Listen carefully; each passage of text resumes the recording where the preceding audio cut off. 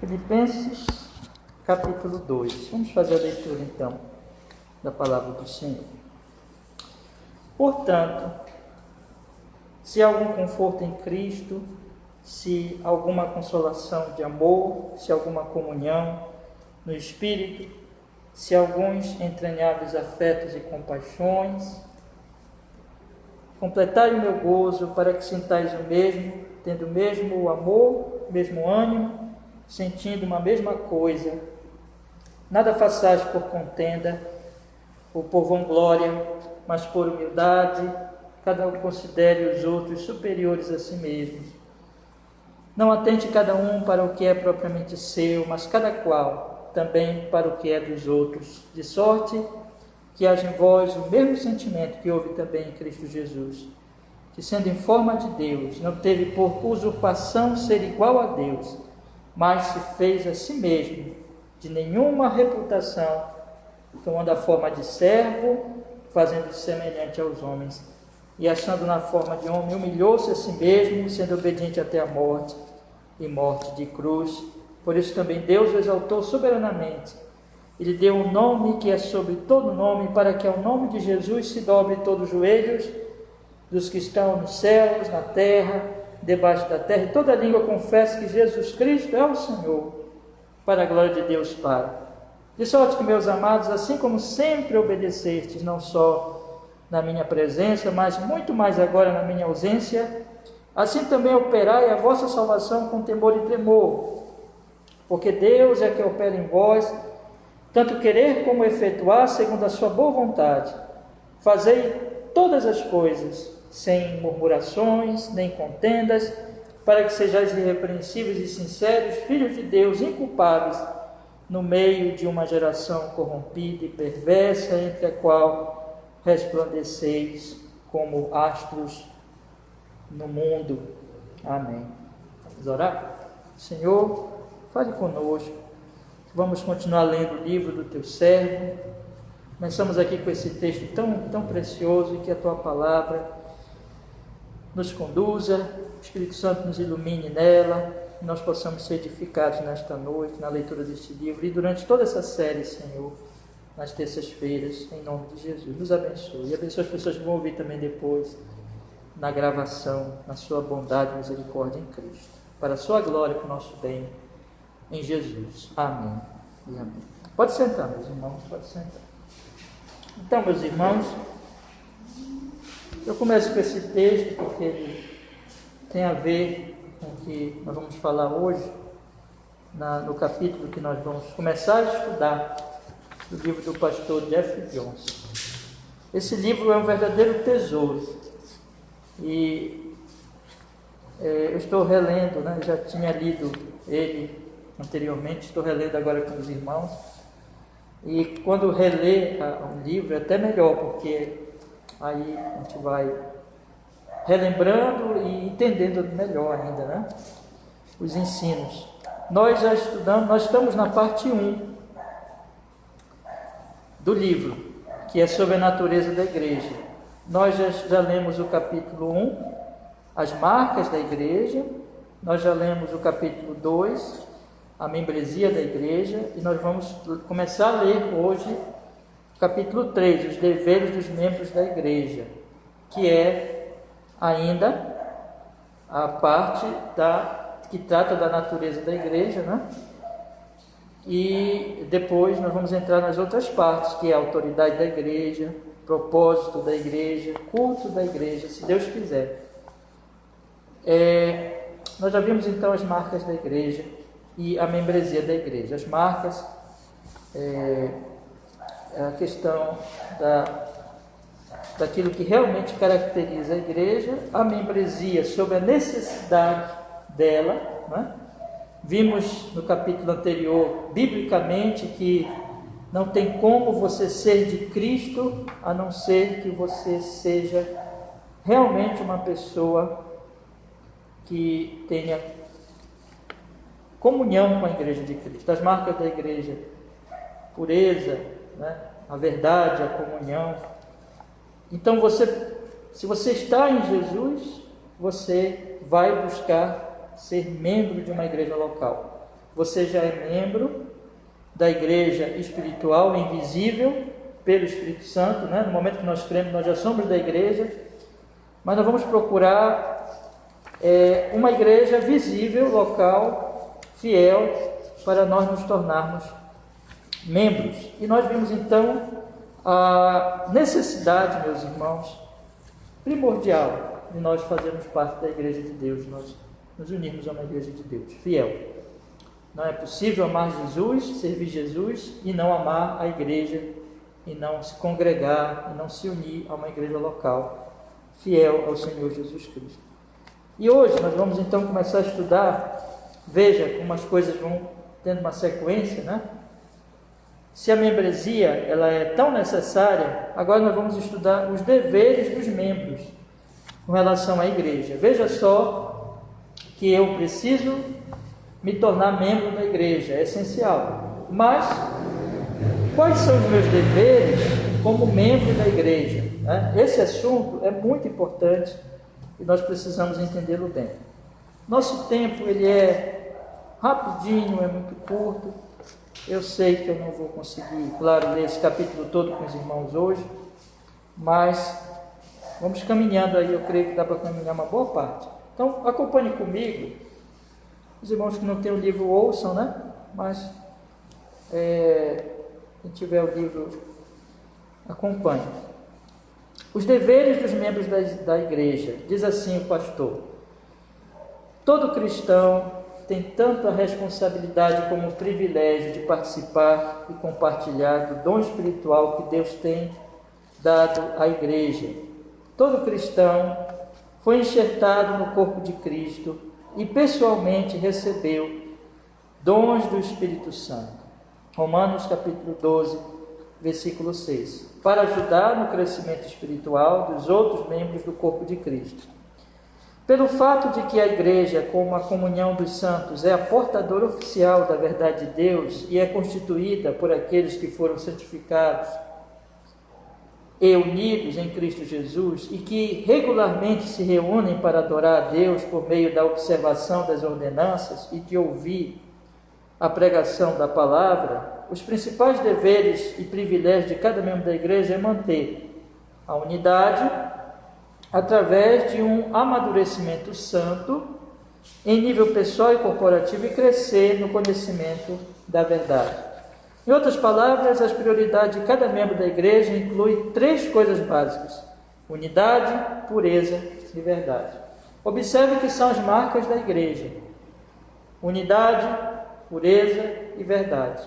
Então, as marcas da igreja são os deveres dos membros da igreja, de trabalhar para que essas marcas se façam presente na igreja local, ou seja, que ela seja unida, que ela seja santa e que ela seja defensora da verdade. Então são essas 3 marcas e são esses 3 deveres que nós temos como membros da igreja. Isso é muito importante, não é? Nós observarmos e nós firmarmos para nós mesmos este propósito de lutarmos por isso. Então, esse capítulo, eu repito, irmãos, veja como está ligado à questão das marcas da igreja. Então, meu dever é lutar pelas marcas da igreja.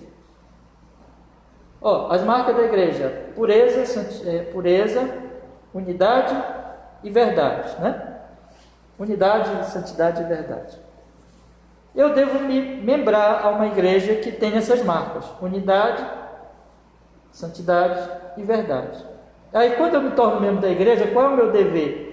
É lutar para que essa igreja que eu escolhi, que eu observei, né, que o Espírito Santo me levou a me unir a ela, que possui unidade, santidade e verdade, eu vou lutar para que ela permaneça nessas marcas. Eu não vou prejudicar estas marcas. Isso eu vou fazer através dos dons que o Senhor me concede.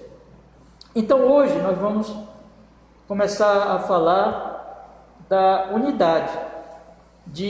Esse é o assunto que o pastor ele coloca aqui como primeiro. Então, o primeiro dever que nós vamos abordar é que cada membro da igreja deve lutar pela unidade da igreja. Eu comecei a ler aqui esse texto com os irmãos, porque o apóstolo Paulo, ele fala que nós devemos servir os nossos irmãos, sentir a mesma coisa. Veja o que ele diz no versículo 2: completai o meu gozo para que sintais o mesmo, tendo o mesmo amor, o mesmo ânimo, sentindo a mesma coisa. Então nós temos que estar unidos nessas virtudes espirituais: gozo, amor, ânimo, né? Então nós temos que estar unidos nisso, e nós temos que evitar o que destrói essa unidade, dessas virtudes, que Paulo vai tratar no versículo 3, ele diz: nada façais por contenda, vanglória, mas por humildade, cada um considere os outros superiores a si mesmo. Então, nós vamos lutar por essa unidade, mas nós vamos lutar como? Evitando o que produz a desunião, que aqui é a contenda, a vanglória, e operar o que produz a união, que é a humildade, sendo que cada um considere os outros superiores a si mesmo. Não atentando cada um o que é propriamente seu, mas cada qual também para que o que é dos outros. Ou seja, eu vou servir, meus irmãos. É o que a Bíblia ensina, né? Jesus lavou os pés, lembra? Nós estudamos há poucos domingos. Jesus lavou os pés e disse para nós fazermos isso. Agora, no lava-pés, Jesus disse que o exemplo é Ele próprio. Ele disse: assim como eu fiz, vós também deveis fazer. E Paulo, ele segue aqui nesse texto o mesmo princípio, porque ele diz no versículo 2: de sorte que haja em vós o mesmo sentimento que houve também em Cristo Jesus, que sendo em forma de Deus, não teve por usurpação ser igual a Deus, mas fez a si mesmo de nenhuma reputação, tomando a forma de servo, fazendo-se semelhante aos homens. Então Jesus se humilhou, ele não deixou de ser Deus, mas ele se humilhou para nos salvar. Quando ele lava os pés dos discípulos, ele diz isso, mesma coisa, em outras palavras, só que ilustrando, que ele veio para servir, ele veio para morrer numa cruz por nós. Ele que é Deus, veio nos servir. Então nós, membros da igreja, nós vamos preservar a unidade da igreja quando nós servimos uns aos outros com os nossos dons. E o que divide a igreja, o que causa divisão, é o oposto disso, ou seja, é o que é do pecado. O que o Espírito Santo faz é nos levar a viver como Jesus viveu, ou seja, servindo, amando, sendo humilde, servindo uns aos outros com os nossos dons. Mas a carne, o pecado, é isso que existe no mundo, e isso pode penetrar na igreja também, na igreja local, porque nós somos ainda imperfeitos, é por isso que nós temos que ter cuidado com isso. É que a vanglória pode gerar contendas e divisões. Então, o orgulho, em vez de eu querer servir, aí vocês lembram dos discípulos, né? Que os discípulos, eles, vários momentos, eles queriam, quem é o maior entre nós? Eles perguntaram. Um queria ser maior do que o outro. Jesus disse: vocês têm que servir. Quem quiser ser o maior, seja o servo. E ele fez isso. Ele nos serviu. Então, meus irmãos, veja que aqui Paulo coloca em oposição o princípio de Cristo para a unidade da igreja, através de ser como Jesus, de amar, de servir, de ser humilde, e em oposição ao princípio do pecado, do mundo e de Satanás, que é ser orgulhoso e criar contenda e produzir divisão na igreja. Então, são essas duas coisas aqui que ficam bem claras em Paulo. E o pastor Jeff Johnson, nós vamos perceber que na medida que ele vai explicando, ele vai mostrando esses princípios de que a unidade da igreja, ela deve ser preservada exatamente por essa determinação nossa de nós seguirmos esses princípios e ter muito cuidado com o nosso coração, Temos muito cuidado, porque nós somos humanos, irmão, nós somos pecadores ainda, para que nós não comecemos, perdão, para que nós não comecemos a criar animosidade, intriga, por causa do nosso orgulho, contenda entre os irmãos, né? Então, eu queria fazer um apelo a vocês que estão aqui hoje, né? E está gravado aqui, está sendo gravado, as pessoas que vão ouvir também. Vamos estudar esse texto, procurando entender a vontade de Deus e nos determinando a seguir essa vontade. E eu quero dizer para os irmãos, conforme aqui, eu já li para os irmãos aqui, que o Senhor diz isso através de Paulo: completai o meu gozo, sintais o mesmo, tendo o mesmo amor, o mesmo ânimo, sentindo a mesma coisa.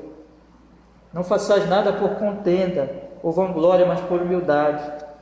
Cada um considere os outros superiores a si mesmo. Então isso tem que ser uma determinação nossa. Eu quero pedir para os irmãos, então, biblicamente, apelar a vocês, né? Façam isso. Em segundo lugar, vamos orar, porque a nossa igreja e as demais igrejas, elas estejam trabalhando por isso, porque é uma coisa terrível, meus irmãos. É um pecado muito grave dividir a igreja e produzir contenda. Então, o primeiro trabalho dos servos de Deus, dos membros da igreja, aqui no livro do pastor, é o que? Preservar a unidade. Preservar a unidade. Vamos ler então o texto do pastor, e aí vocês vão perceber como é um texto muito maravilhoso, né? Vamos ler. Unidade. A unidade dos cristãos é bela aos olhos de Deus, é mais do que a ausência de discórdia, pois inclui uma calorosa comunhão saturada de amor e boa vontade. Diz Davi, quão bom e quão suave é que os irmãos vivam em união. Não há nada como adorar a Deus coletivamente, com o coração, uma mente unânimes, e a coisa mais próxima do céu que encontramos na terra. Só um comentário aqui. Essa unidade, ele destaca, é uma coisa que a gente tem que perceber bem, não é simplesmente ausência de discórdia, porque isso tem até na vizinhança, né? Pode ser que você viva bem com seu vizinho, no sentido que vocês não estão brigando, né? Não tem briga entre vizinhos, mas há unidade? Não tem discórdia, um vizinho não briga com o outro, todo mundo se dá bem, bom dia, boa tarde, né? Às vezes conversa um pouquinho, mas não tem a unidade cristã. A unidade cristã é mais do que isso. O que é a unidade cristã? É uma calorosa comunhão saturada de amor e boa vontade. Então eu sou calorosamente disposto a estar com você, a te amar, te servir. Tenho boa vontade, eu não sou forçado a isso. Então isso é a unidade cristã. Não é somente, não tem discórdia, não tem briga. É mais do que isso. Não ter briga pode acontecer na vizinhança, no trabalho, em outros lugares, né? Em algumas circunstâncias, até isso é difícil entre seres humanos, né? Mas em algumas circunstâncias tem paz, entre aspas, né?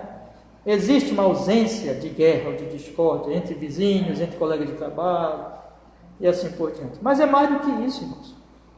A unidade cristã é amar e desejar servir, é a boa vontade de servir e de amar nossos irmãos, por causa de Jesus, né? E ele diz que é uma maravilha, é a coisa mais próxima do céu na terra.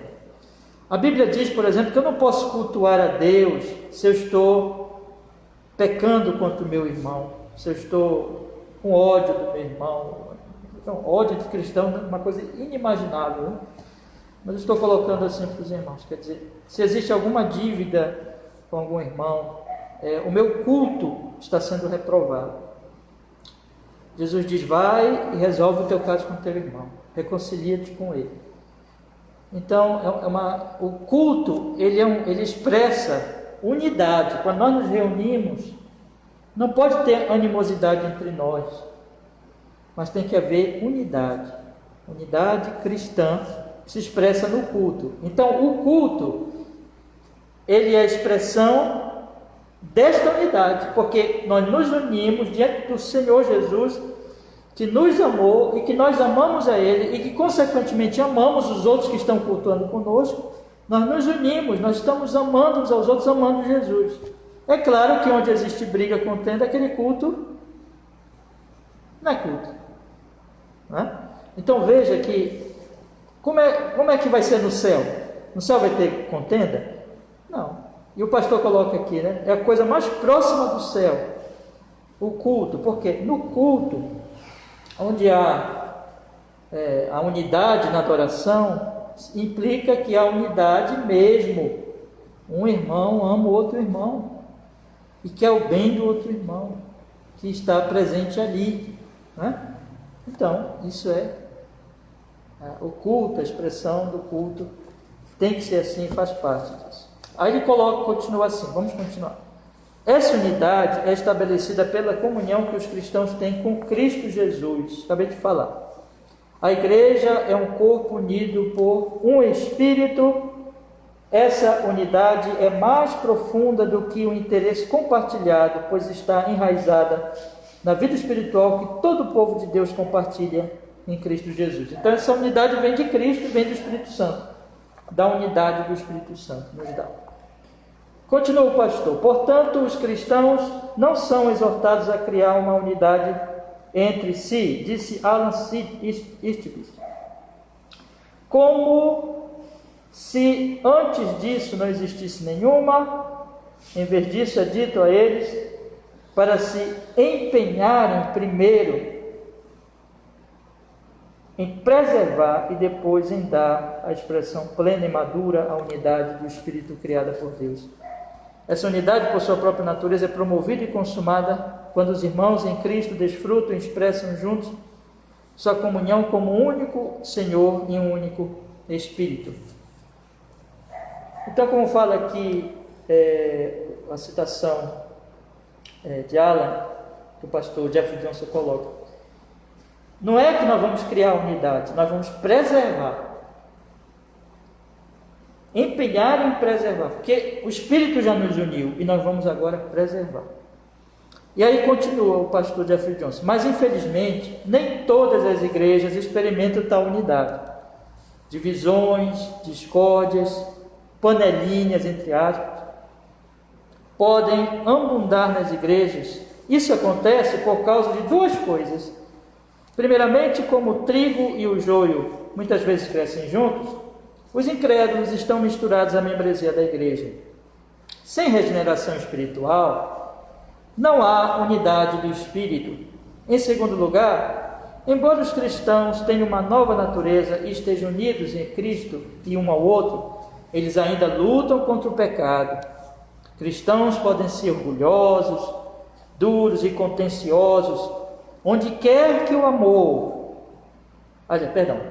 rancor e o orgulho residam, a unidade terá dificuldade em prosperar. Portanto, porque não existe nenhuma igreja perfeita, cada membro da igreja é chamado a lutar contra o pecado e a trabalhar para manter a unidade do Espírito pelo vínculo da paz. Efésios 4:11. Nós temos que trabalhar, nós temos que manter a unidade do Espírito pelo vínculo da paz. Irmãos, veja, o Espírito Santo une, nós não somos, não é dito que nós devemos criar a unidade, não, ela já está, qualquer igreja verdadeira, ela já tem essa unidade, né? Mas nós precisamos agora o que? Preservar esta unidade. Por que nós precisamos preservar essa unidade?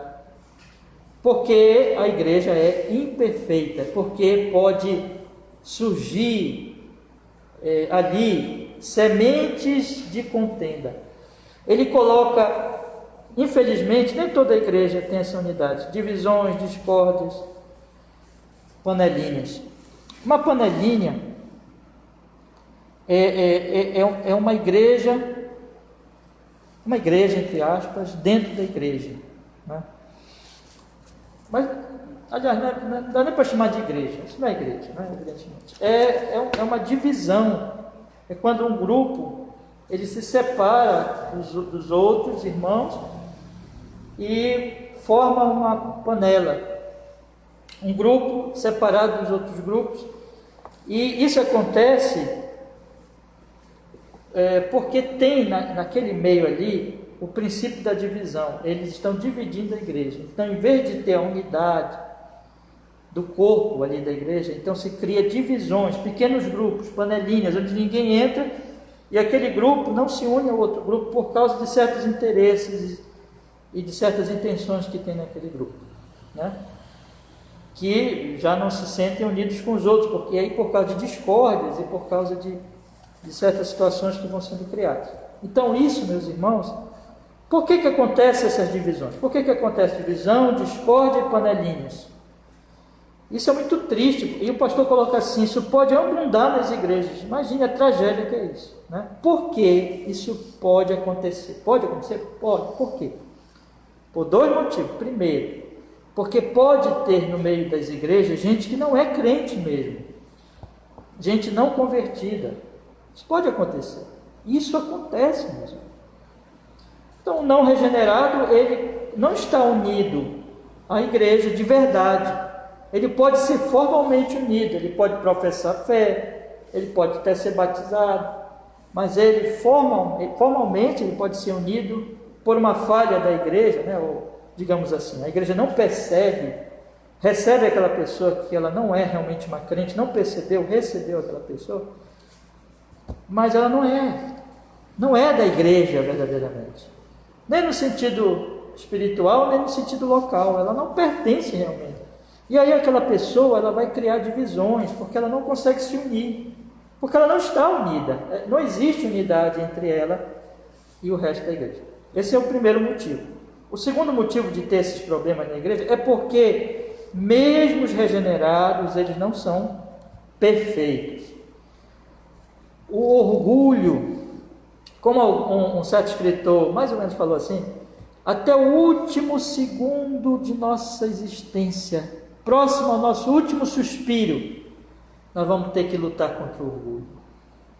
O orgulho, irmãos, é uma coisa terrível dentro de nós. E é o orgulho que produz a contenda. O orgulho onde há rancor, e o orgulho produz rancor. Por que a gente fica rancoroso com os outros? Porque o nosso orgulho foi ferido, entendeu? Então, o orgulho, o rancor, onde há orgulho e rancor, a unidade terá dificuldade de prosperar. Então, esses são os dois motivos. Por que tem problema nas igrejas? Por quê? Primeiro, porque tem pessoas não regeneradas nas igrejas. E segundo, é porque tem pessoas, apesar de ter ali, mesmo entre os regenerados, existe o pecado ainda que tem que ser mortificado. E se não for trabalhado aquele pecado, ele pode criar divisões. Isso é terrível.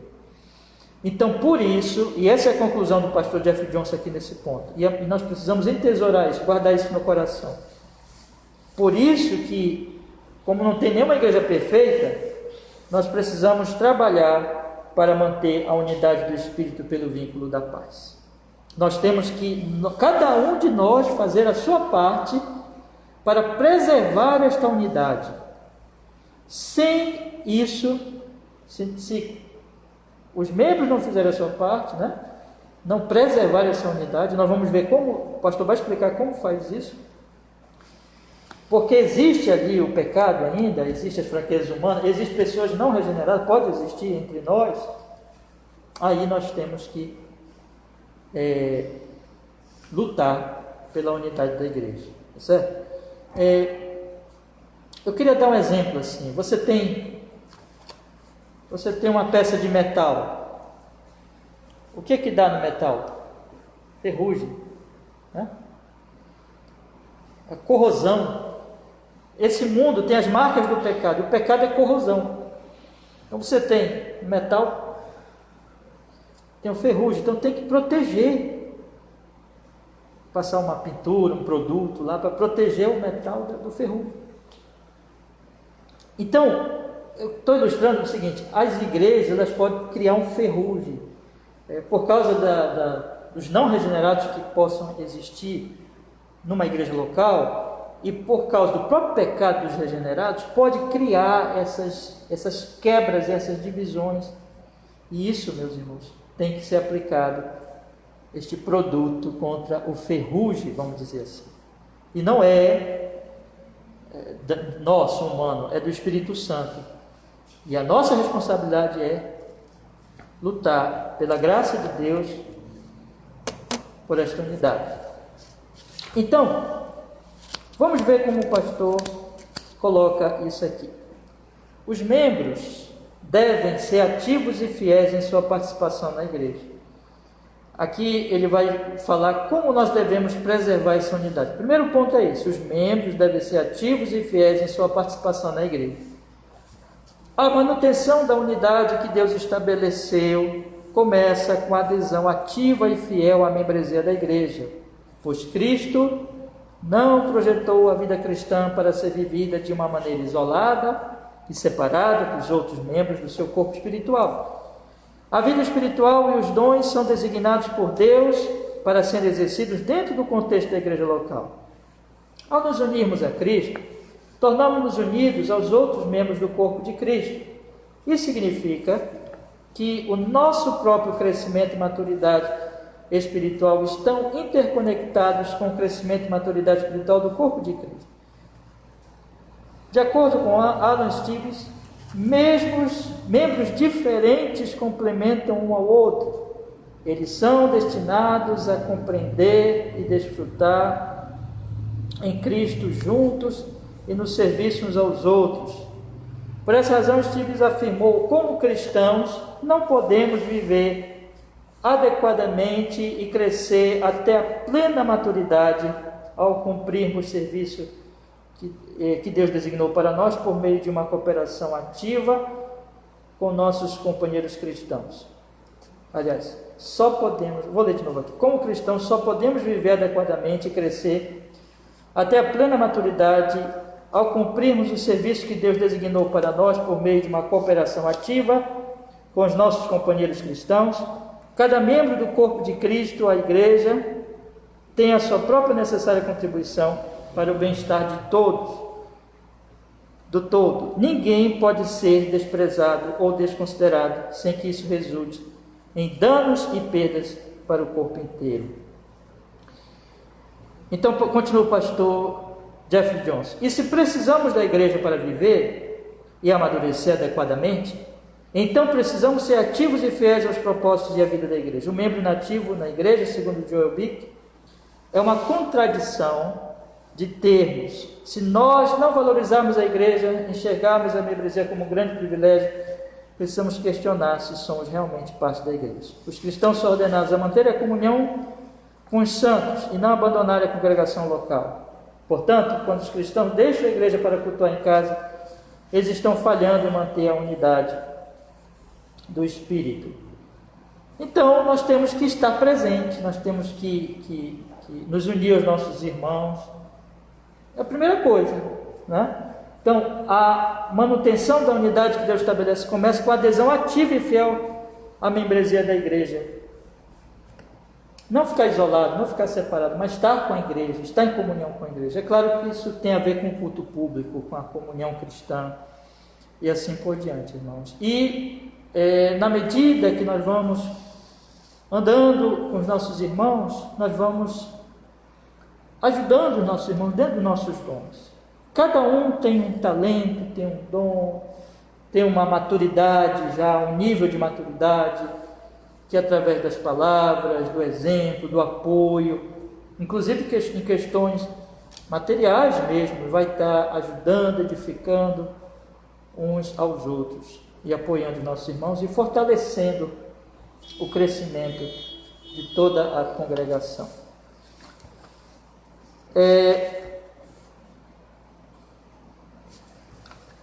Acabou o tempo, né? Acabou o tempo. Então, semana que vem nós vamos continuar com os membros devem servir uns aos outros.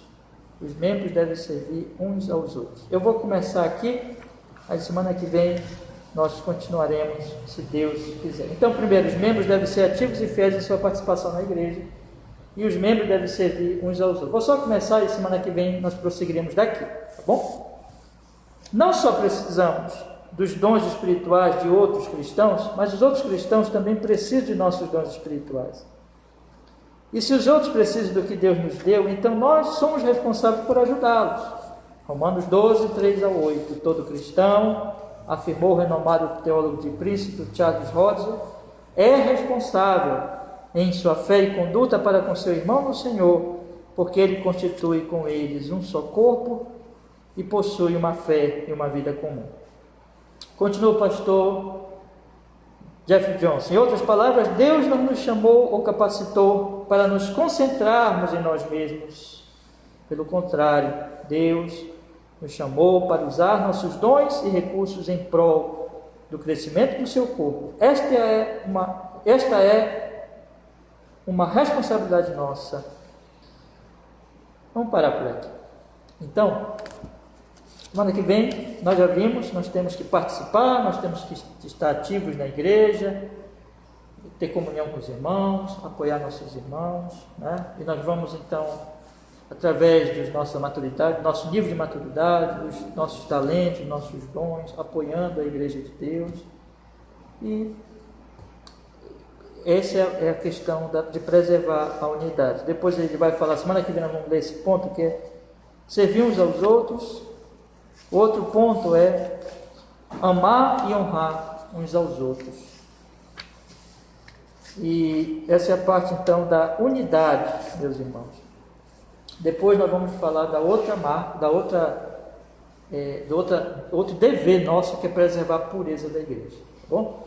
Então vamos guardar esse ensino, irmãos queridos. Olha, está sobre nós, sobre mim e sobre vocês, a responsabilidade de nós preservarmos a unidade. Ela não é uma coisa que acontece sem a nossa contínua atuação para o bem da igreja. Devemos guardar isso. É o Espírito Santo que nos uniu e nós temos agora que preservar. Nós temos que ter muito cuidado para que nenhum de nós semeie a desunião. E a primeira coisa então que nós temos que fazer, que ele fala aqui, é participar, é estar presente, apoiar uns aos outros, né? E aí nós vamos falar de servir semana que vem, e o outro ponto é amar e honrar os nossos irmãos. Amém? Vamos orar? Pedir que Deus nos abençoe. Ó Senhor, obrigado porque nós podemos estudar, Senhor, a Tua Palavra, mais uma vez, neste assunto tão fundamental.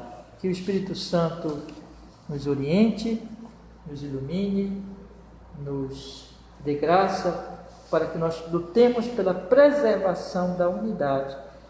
O Senhor já tem operado na nossa igreja local, e nos dê graça para isso, que nós aqui estejamos cada vez mais unidos em torno de Jesus, e também os outros cristãos, as outras igrejas também, da mesma forma, estejam unidas cada vez mais no Senhor Jesus.